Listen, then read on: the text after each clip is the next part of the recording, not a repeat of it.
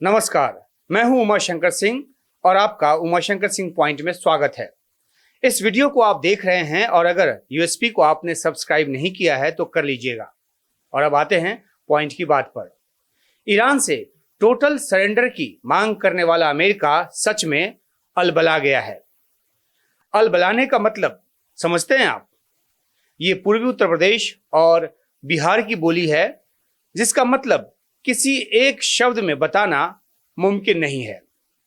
ऐसे समझिए कि जब हम कहते हैं कि कोई अचानक गुस्सा हो गया है, भड़क गया है, बौखला गया है या फिर झल्ला गया है, बेकाबू होकर चिढ़ या गुस्से में आ गया है, तो जो बात समझ में आती है, अलबलाने का जो मतलब है उसी सबको समेटे हुए अर्थ लिए हुआ है। तो अब आइए पॉइंट दर पॉइंट समझते हैं कि क्यों और कैसे अलबला गया है अमेरिका। सबसे पहली और बड़ी बात यह कि अमेरिका को उम्मीद थी कि चंद दिनों में वो ईरान की लड़ाई को जीत लेगा और चंद दिनों की लड़ाई के बाद ईरान में जो तख्ता पलट है, सत्ता पलट जो है वो हो जाएगा और उसकी वो मंशा जो है वो पूरी होती नजर नहीं आ रही अब, और लिहाजा अमेरिका अलबला गया है। दूसरा पॉइंट यह है कि ईरान के तेल पर कब्जे की अमेरिका की जो चाहत है उसे अब वो दूर की कौड़ी नजर आने लगी है। पहले भी ऐसा संभव नहीं था, लेकिन उसे लगा था कि ऐसा कर लेगा, लेकिन अब वो दूर की कौड़ी नजर आ रही है। और यहां तक कि उल्टा घर में ही तेल निकलने लगा है अमेरिका का। मतलब ये कि तेल की कीमत जिस तरह से चढ़ रही है वो ट्रंप के घिरने का एक कारण, एक खतरा जो है वो बन गया है। तो अलबलाने का जो मतलब है वो लाजमी है और इन वजहों से अमेरिका अलबला गया है। ऐसे कई बयान अमेरिका की तरफ से सामने आ रहे हैं जो उसके अलबलाने के साफ संदेश को देते हैं। सबसे पहले बात करते हैं अमेरिका के एनर्जी सेक्रेटरी के उस ट्वीट की जिसमें उन्होंने दावा कर दिया कि अमेरिकी नेवी ने स्कॉट करके हॉर्मुज स्ट्रेट से एक तेल टैंकर को निकाला है। एनर्जी सेक्रेटरी का ये जो ट्वीट है वो देखते ही देखते वायरल हो गया, आग की तरह फैल गया। और वो इसलिए क्योंकि स्ट्रेट ऑफ हॉर्मुज से जहाज का गुजरना अभी बहुत ही खतरे का सौदा है। हालांकि ईरान ने इसे आधिकारिक तौर पर बंद करने का ऐलान नहीं किया है, लेकिन अमेरिका को अंजाम भुगतने की चेतावनी दी हुई है जिस तरह से ईरान पर हमले किए हैं। और डर है कि यहां से गुजरने वाले जहाज पर ईरान हमला कर देगा, लिहाजा आवाजाही जो है वो पूरी तरह से ठप है। इस स्ट्रेट से दुनिया के तेल कारोबार का करीब 20 से 22% हिस्सा जो है वो गुजरता है। इसके ठप होने से कच्चे तेल की जो कीमतें हैं वो उसमें तेजी आ रही है, उफान आ रहा है। अमेरिका में भी तेल की कीमत की जो गर्मी है वो महसूस की जा रही है और इससे ट्रंप घर में घिर रहे हैं, घिरते नजर आ रहे हैं। और ऐसे में एनर्जी सेक्रेटरी ने सोचा कि अपने राष्ट्रपति ट्रंप को संकट से उबारा जाए, उनको राहत दी जाए। लिहाजा उन्होंने स्ट्रेट ऑफ हॉर्मुज से ना सही लेकिन अपने सोशल मीडिया पोस्ट के जरिए एक तेल टैंकर को हॉर्मुज स्ट्रेट जो है वो पार करा दिया। दिलचस्प बात यह है कि ईरान की तरफ से इसका खंडन आता उससे पहले ही व्हाइट हाउस की तरफ से इसका खंडन जो है वो आ गया और व्हाइट हाउस की जो प्रेस सेक्रेटरी हैं उन्होंने साफ तौर पे इसका खंडन किया और उन्होंने साफ तौर पे कहा कि ऐसा कुछ नहीं हुआ है। अमेरिकी नेवी ने स्ट्रेट ऑफ हॉर्मुज से कोई तेल टैंकर स्कॉट नहीं किया है। फिर लोग एनर्जी सेक्रेटरी के ट्वीट पेज पर गए दोबारा ये देखने के लिए कि जो उन्होंने देखा है वो वहां पर है या नहीं। तो ट्वीट जो है वो डिलीट हो चुका था, बिल्कुल गायब हो चुका था। इस बीच एक अमेरिकी मीडिया साइट ने जहाज को इस तरह से निकाले जाने के बाद अमेरिकी तेल बाजार में 15% कीमत की गिरावट की खबर भी ट्वीट कर दी। व्हाइट हाउस के इनकार के बाद जब उस ट्वीट पर भी जाया गया तो मालूम पड़ा कि वो ट्वीट भी गायब है, यानी कि उसको भी डिलीट कर दिया गया था। एनर्जी सेक्रेटरी की तरफ से किया गया जो कृत्य है वो अमेरिका के अलबला जाने का एक छोटा सा नमूना कह लीजिए, लक्षण कह लीजिए, वो लक्षण है। और कई और लक्षण जो है वो भी सामने आए हैं और कई और लक्षण जो है वो सामने आ रहे हैं। ट्रंप के सलाहकार विटकॉफ से जब एक टीवी इंटरव्यू में पूछा गया कि ईरान के साथ जंग कैसे खत्म होगी, चल तो रही है लेकिन ये खत्म कैसे होगी, तो उन्होंने साफ पल्ला झाड़ लिया, कहा कि मुझे नहीं पता। सवाल है कि विटकॉफ कौन है और उनका ये कहना क्या मायने रखता है। तो ये जान लीजिए, और आपको पता भी होगा, जो विटकॉफ है वो अमेरिकी राष्ट्रपति ट्रंप को ईरान पर हमले की सलाह देने वाले 3 मूर्तियों में से एक हैं। इस बात की तस्दीक जो है खुद ट्रंप कर चुके हैं। ट्रंप जो हैं उन्होंने कहा है कि जो उन्होंने ईरान पर हमले का फैसला लिया और जो आदेश दिया वो जेरेड कुशनर और पीट हेग्सेथ जो कि जंग मंत्री हैं, युद्ध मंत्री हैं, और साथ ही साथ विटकॉफ की सलाह पर, जो कि उनके विशेष दूत भी हैं। तो मतलब इन्होंने जंग शुरू करने की सलाह तो दे दी, लेकिन इनके पास जंग खत्म करने का कोई आइडिया जो है नहीं है, कोई एंड प्लान जो है वो इनके पास नहीं है। और तभी खुलेआम टीवी इंटरव्यू में जब उनसे पूछा जा रहा है तो साफ तौर पे कह रहे हैं कि उनको नहीं पता जंग कैसे खत्म होगी। और जब वो अपनी तरफ से ये बात कह रहे हैं तो ये भी जाहिर सी बात है कि जो विटकॉफ जैसे जो सलाहकार हैं उन्होंने बिना पूरी तरह से आकलन किए ट्रंप को हमले की सलाह दे दी। ये बात साफ तौर पे जाहिर हो रही है और अब ये अलबला रहे हैं। इस बीच ईरान की तरफ से स्ट्रेट ऑफ हॉर्मुज को माइन करने की, यानी कि यहाँ बारूदी सुरंग बिछाने की बात जो है वो कर दी गई है। सीएनएन ने बारूदी सुरंग बिछाने की जो शुरुआत की जो रिपोर्ट है वो भी कर दी और इस तरह की जानकारी आने लगी कि यहाँ पर बारूदी सुरंग बिछाई जा रही है। और इसके तुरंत बाद ट्रंप और अलबला गए और तुरंत उन्होंने अपने ट्रुथ सोशल पर टाइप कर दिया, अगर ऐसा किया गया है तो ईरान को ये बहुत महंगा पड़ेगा। लेकिन दूसरी ही पंक्ति में वो ये भी लिखते हैं कि अगर उन्होंने माइंस बिछाई है और उसे हटा ले तो फिर ये सही दिशा में एक बहुत बड़ा कदम होगा। ट्रंप के इस पोस्ट को सैन्य विशेषज्ञ के तौर पर ना देखकर अगर भाषा विज्ञानी और एक साइकोलॉजिस्ट के तौर पर अगर आप पढ़ेंगे तो समझ में आएगा कि ट्रंप कैसे अलबला गए हैं। उनको पता नहीं चल रहा कि ईरान पर धमकी असर करेगी, ताकत के इस्तेमाल की जो चेतावनी है वो काम करेगा, या फिर नरम रवैया या नरम रुख दिखाना जो है वो ये काम करेगा।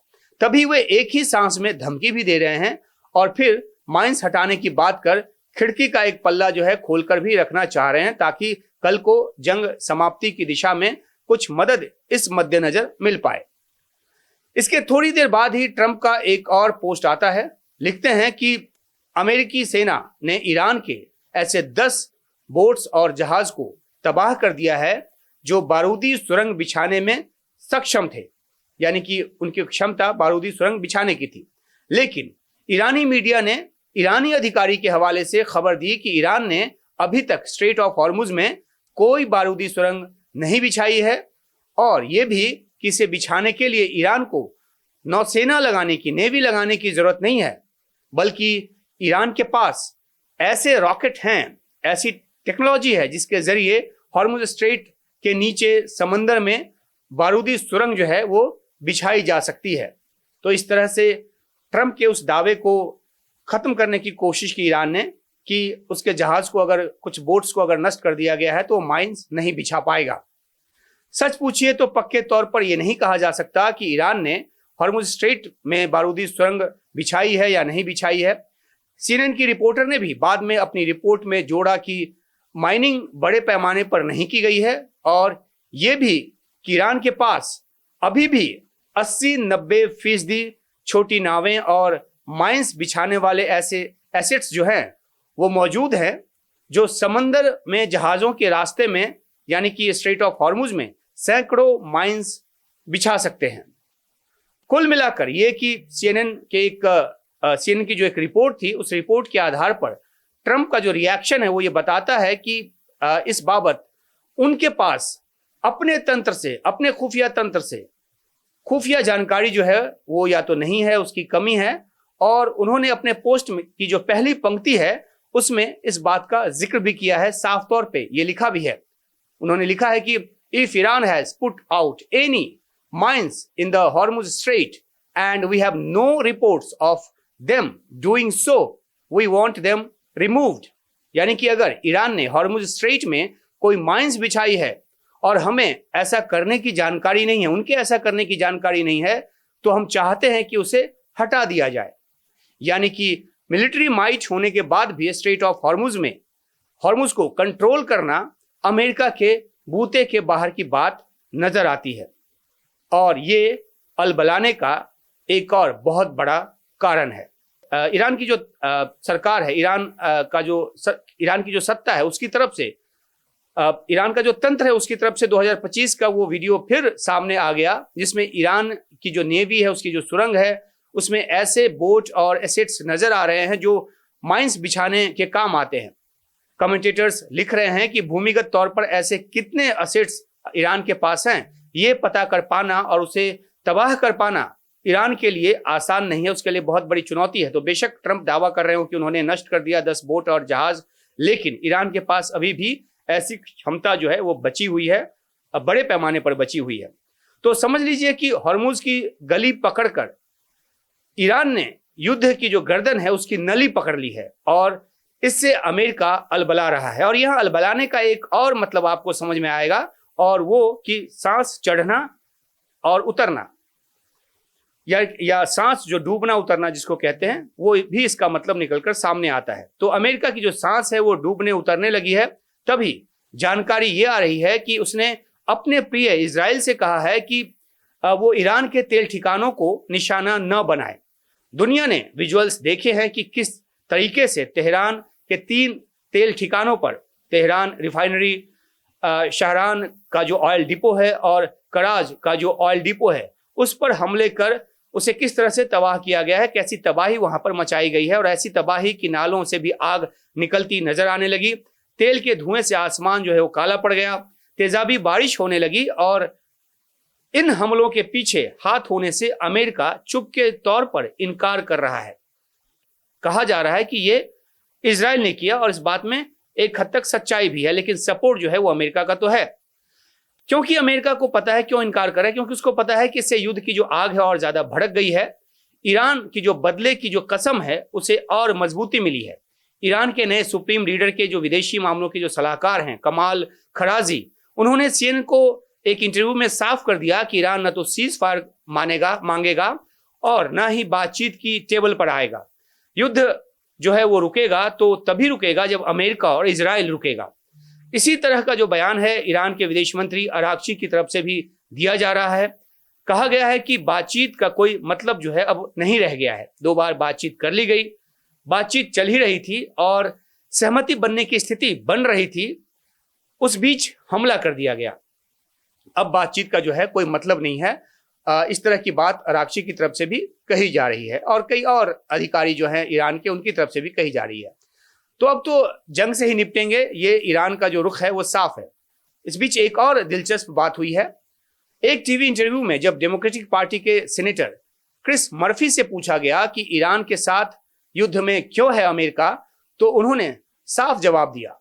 उन्होंने कहा कि नेतन्याहू ने ट्रंप को युद्ध में घसीटा है। पहले ट्रंप को ये बताकर, ये कहकर खौफजदा किया कि ईरान मिडिल ईस्ट के अमेरिकी एसेट्स को हमला करने वाला है, उसको निशाना बनाने वाला है, उसको तबाह करने वाला है, और फिर साथ मिलकर हमले के लिए ट्रंप को तैयार कर लिया। मर्फी बेशक ट्रंप की विरोधी पार्टी डेमोक्रेट से आते हों, लेकिन जो वो कह रहे हैं वो जगजाहिर सी बात है। युद्ध की जो टाइमलाइन है उस टाइमलाइन तक को इजराइल के प्रधानमंत्री नेतन्याहू ने तय किया। और तभी जब सीआईए के जो एक विस्ल ब्लोअर जो हैं जॉन किरियाकोव, वो 20-21 फरवरी को टीवी इंटरव्यूज में बैठकर कह रहे थे कि ट्रंप जो है वो सोमवार मंगलवार, यानी कि जब 20-21 फरवरी को बात कर रहे थे तो उसके बाद का जो सोमवार और मंगलवार था वो 23-24 फरवरी था। तो 23-24 फरवरी को ईरान पर हमला करने जा रहा अमेरिका, ये उनकी तरफ से कहा जा रहा था। और इस बात की पूरी आशंका थी कि ऐसा ही होगा, क्योंकि ये लंबे समय से ये बात चल रही थी। लेकिन इस बीच इजराइल के प्रधानमंत्री नेतन्याहू ने भारत के प्रधानमंत्री नरेंद्र मोदी को इजराइल दौरे पर बुला लिया और फिर पीएम मोदी के इजराइल से 26 फरवरी को इजराइल से निकलने के बाद ही जो है वो इजराइल की तरफ से ईरान पर हमला शुरू कर दिया गया 28 फरवरी को। पीएम मोदी के इस दौरे को लेकर तमाम सवाल हैं, लेकिन यहां इस बात की तस्दीक ये करता है कि युद्ध कब शुरू होगा उसका जो कंट्रोल बटन था, उसका जो फैसला था, वो नेतन्याहू ने किया। लेकिन ये युद्ध खत्म कैसे होगा इस पर तो नेतन्याहू कुछ बोल नहीं रहे। युद्ध जितना लंबा चलेगा उनके लिए उतना अच्छा है, लेकिन अमेरिका को पता नहीं है कि युद्ध कैसे खत्म होगा। और इस बीच अमेरिका में जो तेल की कीमतें जो हैं उनमें उसमें उछाल देखी जा रही है। 10-12% तक का जो उछाल है वो देखने को मिला है। हालांकि ये कभी कम भी हो रहा है, कभी ज्यादा हो रहा है, लेकिन कुल मिलाकर तेजी के जो लक्षण हैं वो बरकरार हैं। जेपी मॉर्गन, रेमोंड जेम्स आदि का जो अनुमान है वो ये कि स्ट्रेट ऑफ हॉर्मुज के बंद हो जाने पर, जो कि बंद हो ही गया है, ये $130 के आसपास जा सकता है प्रति बैरल। ईरान कह रहा है कि ये $200 तक चला जाएगा प्रति बैरल, और अमेरिका इससे और ज्यादा अलबला रहा है। हालांकि ट्रंप प्रशासन की तरफ से इसे short term pain long term game का जो जुमला है वो दिया जा रहा है। लेकिन अमेरिका और इजराइल ने मिलकर जो युद्ध की बिसात बिछाई है उस पर ईरान जिस तरह से अपनी चाल चल रहा है, अमेरिका को इसकी उम्मीद नहीं थी, और इसलिए अमेरिका जो है वो अलबला रहा है। आपको हमारा ये वीडियो अच्छा लगा हो तो लाइक कीजिएगा, कुछ कमेंट करना चाहें तो कमेंट भी कीजिएगा, और अगर उमाशंकर सिंह को सब्सक्राइब ना किया हो, उमाशंकर सिंह पॉइंट को, तो सब्सक्राइब कीजिएगा और नोटिफिकेशन बटन जो है वो ऑन कीजिएगा। फिर मिलते हैं एक और वीडियो के साथ, एक और समीक्षा के साथ, एक और समाचार और विचार के साथ। फिलहाल नमस्कार।